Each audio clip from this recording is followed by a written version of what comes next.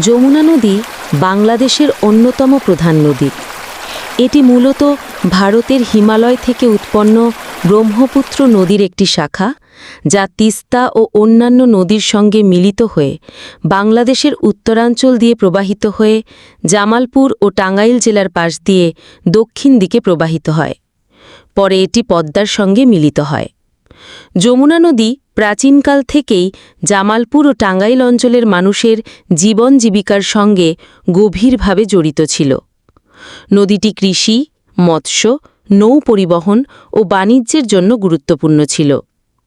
19 শতক ও 20 শতকের প্রথম দিকে যমুনা নদীতে বড় নৌকা ও পণ্যবাহী জাহাজ চলত। নদীপথ ছিল মূল যোগাযোগ ব্যবস্থা।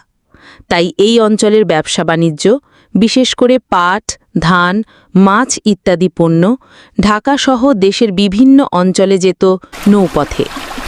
ব্রিটিশ আমলে যমুনা নদী ছিল অন্যতম পাট পরিবহনের রুট। যমুনার তীরে বেশ কিছু ঘাট বা নৌবন্দর ছিল, যেখানে নৌকা ও জাহাজ ভিড়ত।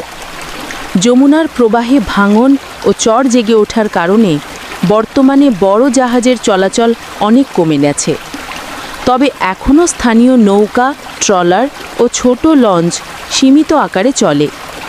নদীপথের ঐতিহাসিক গুরুত্ব এখনও মানুষের স্মৃতিতে জেগে আছে।